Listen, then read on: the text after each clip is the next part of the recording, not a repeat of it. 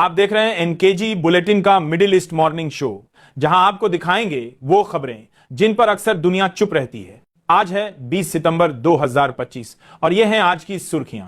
पाकिस्तान के एक ऐलान से हिल गई दुनिया। खबर है कि सऊदी अरब को न्यूक्लियर बम बनाने की टेक्नोलॉजी दे सकता है। सवाल ये कि क्या इस्लामिक नाटो की नींव रखी जा रही है। सीरिया में राष्ट्रपति अहमद अल शराह के कत्ल की साजिश नाकाम। इराक ने बचाई जान, लेकिन तस्वीरें साफ हैं कि खेल बहुत बड़ा है। गजा फिर जल रहा है। इजरायली फौज ने शहर को जहन्नुम में बदल दिया। दुनिया सिर्फ खामोश। गजा का टाइमर चालू, सिर्फ 72 घंटे का फ्यूल बचा। हॉस्पिटल बंद होने की कगार पर, पानी ठप, इंसानियत दम तोड़ रही है। इजराइल का बड़ा दावा, 4,80,000 लोगों को गजा सिटी से जबरी बेदखल कर दिया गया। यह कौन सा अमन है जिसमें पूरा शहर खाली कराया जा रहा है। जर्मनी में कानूनी बगावत, चांसलर और मंत्रियों पर मुकदमा दर्ज। इल्जाम गजा जेनोसाइड में मददगार बनने का। ये थी कुछ सुर्खियां, लेकिन यकीन मानिए इनके पीछे छुपे सवाल कहीं ज्यादा बड़े हैं। चलिए अब परत दर परत खोलते हैं इन खबरों का सच। लेकिन उससे पहले आपसे एक छोटा सा अनुरोध है। अगर आपने अभी तक इस वीडियो को लाइक नहीं किया है तो जरूर लाइक कीजिए, अपने दोस्तों और परिवार के साथ शेयर कीजिए और कमेंट करके हमें बताइए कि आप इस वीडियो को भारत के किस शहर या राज्य से देख रहे हैं। इसी के साथ यह भी हमें बताइए कि आप फिलिस्तीन और इजराइल में किसके साथ है, क्योंकि आपकी आवाज ही इस मंच की ताकत है। शुरू करते हैं तफसील से खबरों का सिलसिला। पाकिस्तान ने अब साफ ऐलान कर दिया है, अगर जरूरत पड़ी तो उसकी एटमी ताकत सऊदी अरब को भी दी जाएगी। दोस्तों, यह सिर्फ एक बयान नहीं है, बल्कि पूरे मध्य पूर्व और दक्षिण एशिया में भूचाल लाने वाली खबर है, क्योंकि यह सीधे सीधे इशारा करती है कि कहीं ना कहीं इस्लामी नाटो की बुनियाद रखी जा रही है। ईरान की मेहर न्यूज एजेंसी ने 19 सितंबर को लिखा, पाकिस्तान के रक्षा मंत्री ख्वाजा आसिफ ने एक इंटरव्यू में कहा, हमारे पास जो कुछ भी है वो सब सऊदी अरब को इस नए रक्षा समझौते के तहत मिलेगा। यानी अब तस्वीर साफ है, अगर किसी ने सऊदी अरब या पाकिस्तान पर हमला किया तो दोनों मिलकर जवाब देंगे। सोचिए, यह समझौता कहां हुआ? रियाद में, जहां युवराज मोहम्मद बिन सलमान और पाकिस्तान के प्रधानमंत्री शाहबाज शरीफ ने हाथ मिलाकर इस गठजोड़ पर मुहर लगा दी। दोनों देशों के बीच यह रक्षा समझौता हुआ है और साझा बयान में साफ लिखा गया, किसी एक देश पर हमला दोनों पर हमला माना जाएगा। ख्वाजा आसिफ ने आगे कहा, पाकिस्तान 1998 से एटमी ताकत रखता है और दुनिया ने हमेशा उसे एक जिम्मेदार एटमी शक्ति माना है, लेकिन उनकी बातों में एक तंज भी छिपा था और वो तंज था इजराइल पर। आसिफ ने कहा, पाकिस्तान तो अंतरराष्ट्रीय एटमी एजेंसी की जांच मानता है, लेकिन इजराइल किसी को झांकने तक नहीं देता कि वो क्या बना रहा है। फिर सवाल उठा, क्या इस समझौते की जानकारी अमेरिका को दी गई? आसिफ का जवाब, हमें किसी तीसरे देश से इजाजत लेने की जरूरत नहीं, यह हमारा हक है। अमेरिका ने तो खुद ऐसे ही रक्षा समझौते कई देशों के साथ कर रखे हैं।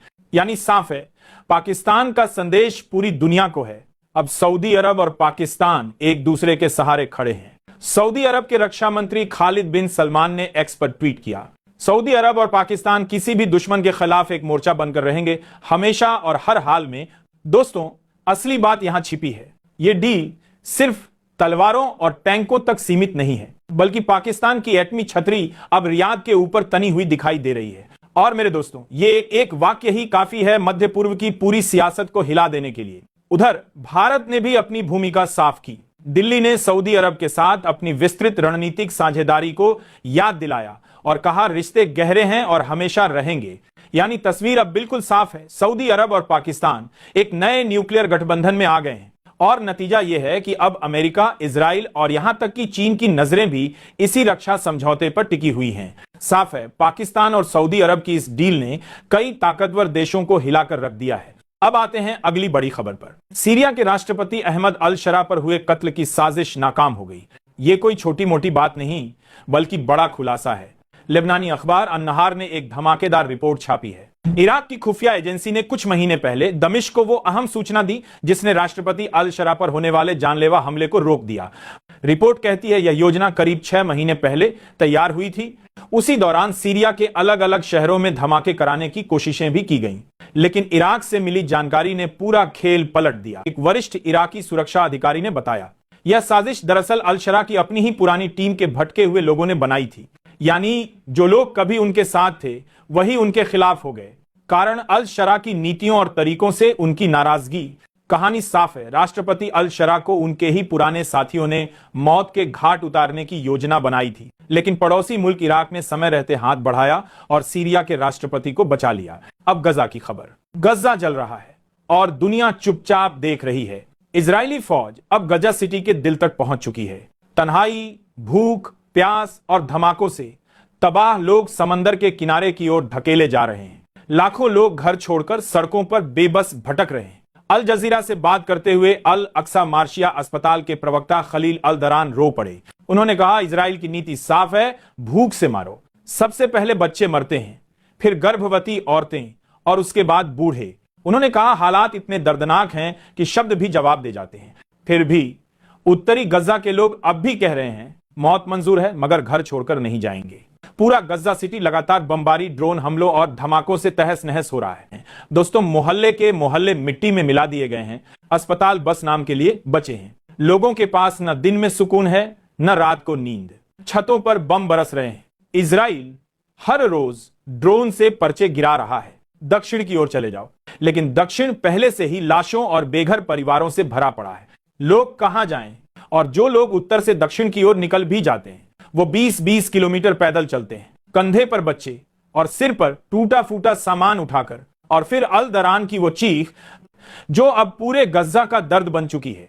गजा जल रहा है और दुनिया बस देख रही है। क्यों देख रही है, किसी को नहीं पता। दोस्तों, जब खाना खाने के बाद डकार आती है तो कभी कभी मैं खुद शर्मसार हो जाता हूं, क्योंकि उसी वक्त गजा में कोई बच्चा भूख से दम तोड़ रहा होता है। खुद जब कभी थोड़ा सा पैदल चलता हूं तो सोचता हूं, इस गर्मी और उमस में गजा के लाखों लोग अपने कंधों पर कैसे अपने पूरे घर का सामान ढोकर बार बार चल रहे होंगे। मैं अपने घर को देखता हूं और सोचता हूं कि गजा के फिलिस्तीनी भाई बहन अपने तबाह हुए घर को देखकर क्या सोचते होंगे। कभी कभी मैं सोचता भी हूं, मैं सोचता क्यों हूं। गजा जल रहा है और दुनिया चुपचाप देख रही है, और उस दुनिया में मैं भी शामिल हूं। सच है ये, और यह सच बहुत भारी है। एक और खबर गजा से, और यह खबर शायद सबसे ज्यादा डराने वाली है। गजा का ईंधन, डीजल और पेट्रोल केवल 72 घंटे में खत्म हो जाएगा। हॉस्पिटल, पानी और जिंदगी सब कुछ दांव पर है। अल जजीरा को दी इंटरव्यू में अमजद शाहवा, जो फिलिस्तीन के गैर सरकारी संगठनों के नेटवर्क के प्रमुख हैं, ने एक खौफनाक अलार्म बजा दिया। उनका कहना है, गजा में अब सिर्फ 72 घंटे का ईंधन बचा है। अगर सप्लाई नहीं आई तो हालत हर स्तर पर तबाही मचा देगी। शाहवा ने बताया कि 10 दिन से फ्यूल नहीं पहुंचा, जिसकी वजह से मानवता की सारी कोशिशें रुक चुकी हैं। अस्पताल पहले ही जंग से बुरी तरह टूटे हुए हैं। फ्यूल खत्म हुआ तो वेंटिलेटर बंद हो जाएंगे, ऑपरेशन थिएटर काम करना बंद कर देंगे, पानी की आपूर्ति रुक जाएगी, लाखों लोग प्यास और बीमारियों से मरने लगेंगे, टेलीकॉम सिस्टम बैठ जाएगा, गजा बाकी दुनिया से कट जाएगा। शाहवा ने साफ कहा, यह हालात सिर्फ खतरे की घड़ी नहीं है, यह पूरी आबादी को मौत की ओर धकेलने जैसा है। मतलब साफ है, 72 घंटे का टाइमर चल पड़ा है, टिक टिक टिक, और गजा की हर सांस अब उसी टाइमर पर टिकी है। दोस्तों, दुआ कीजिए। मैं नहीं जानता मैं आपसे कितना सा छुपा रहा हूं, पर एक बात साफ है, अगर हम इस घड़ी की तरफ नहीं देखेंगे तो यह सिर्फ खबर नहीं रहेगी, यह हमारी नजरें के सामने इंसानियत का अंत बन जाएगी। गजा आंकड़े और सच्चाई दोनों चौंकाने वाले हैं। इजरायली सेना का दावा है कि 4,80,000 लोग गजा सिटी से बेघर होकर भाग चुके हैं। स्थानीय मीडिया के मुताबिक इजरायली सेना ने कहा कि अगस्त के अंत से अब तक करीब 4,80,000 फिलिस्तीनी गजा सिटी छोड़कर दक्षिण की ओर चले गए। याद रखिए, अगस्त के अंत तक संयुक्त राष्ट्र का अनुमान था कि गजा सिटी और उसके आसपास तकरीबन 10 लाख लोग रहते थे। मतलब आधे के करीब लोग ही निकल पाए हैं। 10 लाख अनुमान था कि, और सबसे कड़वा सच यह है कि आधे लोग पहले ही जबरी निकासी के आदेशों के बाद चले गए। यानी बड़े शहरी केंद्रों को कब्जा करने से पहले पूरी आबादी को उजाड़ा गया और फिर उनके इलाकों को टैंकों और बमों से तहस नहस किया जा रहा है। जर्मनी सिर्फ राजनीति नहीं, कानूनी सन्नाटा भी टूट रहा है। बर्लिन में जर्मन वकीलों के एक समूह ने क्रिमिनल शिकायत दर्ज कर दी है और सीधे चांसलर पर मुकदमों की राह खोल दी है। आरोप क्या है? आरोप है कि मौजूदा और पुरानी सरकारें गजा में चल रहे कत्लेआम की नीतियों में मददगार रही हैं, खासकर हथियार निर्यात के जरिए जो बेगुनाहों पर बरसे हैं। इस शिकायत में पूर्व और वर्तमान कई उच्च स्तरीय राजनीतिक नाम शामिल बताए गए हैं। बर्लिन में प्रेस कॉन्फ्रेंस के दौरान एक वकील ने साफ कहा, फिलिस्तीनियों पर जो नरसंहार चल रहा है उसकी जीवंत स्ट्रीम हम सब ने 2 साल देखी है। अब वक्त है इंसाफ और जवाबदेही का। मतलब साफ है, जर्मन हुक्मरानों पर अब सिर्फ राजनीतिक दबाव नहीं बल्कि कानूनी मुकदमे भी सख्ती से बढ़ रहे हैं। दक्षिणी लेबनान से खबर, संयुक्त राष्ट्र की शांति सेना ने कदम उठाया। यूनाइटेड नेशंस की शांति बल यूनिफिल ने इजरायल की हालिया एयर स्ट्राइक्स को स्पष्ट रूप से संयुक्त राष्ट्र सुरक्षा परिषद के उस प्रस्ताव की खुली अवहेलना बताया है जो पिछले साल मुश्किल से कायम हुआ था। यूनिफिल ने कहा कि इन हवाई हमलों ने न केवल अंतर्राष्ट्रीय कानून तोड़ा बल्कि उस नाजुक शांति को भी तहस नहस किया जो बड़े संघर्ष के बाद मिली थी। अधिकारियों ने यह भी बताया कि इन हमलों के दौरान यूएन शांति सैनिकों को भी शेल्टर लेना पड़ा, यानी आम नागरिकों के साथ साथ शांति रक्षक भी जान के खतरे में रहे। यूनिफिल ने इजरायल से तत्काल विदेशी हवाई हमले बंद करने और सीमा रेखा से पीछे हटने का आदेश दिया है। लेकिन सवाल वही क्या, किसी के पास अब भी उस गैर फौजी समाधान पर भरोसा बचा है?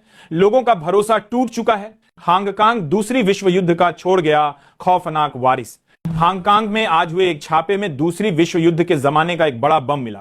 ऐसा बताया जा रहा है कि वो करीब 1.2 मीटर लंबा और 450 किलो वजनी है, और सबसे खतरनाक बात यह है कि वो अभी भी पूरी तरह क्रियाशील माना जा रहा है। इमरजेंसी गतिविधियां और हजारों लोगों का तुरंत इलाका खाली कराना पड़ा, क्योंकि डिसमांटल करना भी बम के फटने का जोखिम रखता है। दोस्तों, इन खबरों को पढ़कर एक ही सवाल बार बार गूंजता है, हम खबरों का उपभोक्ता बनकर बस क्या देखते रहेंगे, या इन घटनाओं के पीछे चल रहे बड़े खेलों, फैसलों और जिम्मेदारों से किसी तरह जवाब मांगेंगे? क्योंकि जब आंकड़े इतने सीधे सीधे इंसानियत पूछ रहे हैं तो चुप्पी भी किसी तरह की भागीदारी है। मतलब साफ है, हांगकांग की सड़कों पर आज फिर वर्ल्ड वॉर की दहशत उतर आई है और हजारों लोगों को अपने घरों से निकालकर बेघर होना पड़ा है। अब एक अहम खबर वियना से। ईरान ने इंटरनेशनल एटॉमिक एनर्जी एजेंसी की जनरल कॉन्फ्रेंस में एक सख्त चेतावनी दी है। ईरान के राजदूत रजा नजफी ने साफ कहा, न्यूक्लियर साइट्स पर हमला करना या धमकी देना न सिर्फ गैरकानूनी है बल्कि पूरी दुनिया की शांति और वैश्विक सुरक्षा व्यवस्था के लिए बड़ा खतरा है। आईएईए के 69वें सेशन में नजफी ने एक ड्राफ्ट प्रस्ताव भी पेश किया। इसमें दोहराया गया कि किसी भी देश को यह हक नहीं कि वो दूसरे देश की परमाणु सुविधाओं पर हमला करे या धमकी दे। ईरान ने दुनिया के तमाम देशों से अपील की कि ऐसी गैरकानूनी हरकतों को रोकने के लिए मिलकर कदम उठाए जाए। नजफी ने साफ कहा, अगर इन उसूलों की पाबंदी नहीं हुई तो अंतर्राष्ट्रीय कानून और ग्लोबल सिक्योरिटी दोनों का ताना बाना बिखर जाएगा। मतलब साफ है, ईरान ने आईएईए के मंच से दुनिया को अलर्ट कर दिया है और यह स्पष्ट कर दिया है कि भविष्य में किसी भी परमाणु ठिकाने पर हमला या धमकी किसी भी हाल में बर्दाश्त नहीं की जाएगी। दोस्तों, अगर यह खबरें आपको थोड़ी भी सच्चाई के करीब लगी तो इस वीडियो को लाइक कीजिए, अपने दोस्तों और परिवार के साथ शेयर कीजिए, क्योंकि खबरें अकेले सुनने से फर्क नहीं पड़ता। फर्क तब पड़ता है जब ज्यादा लोग सच्चाई जानें। और हां, चैनल को सब्सक्राइब कर लीजिए ताकि अगली बार जब हम सच की परतें खोलें तो आप सबसे पहले देख सकें। धन्यवाद।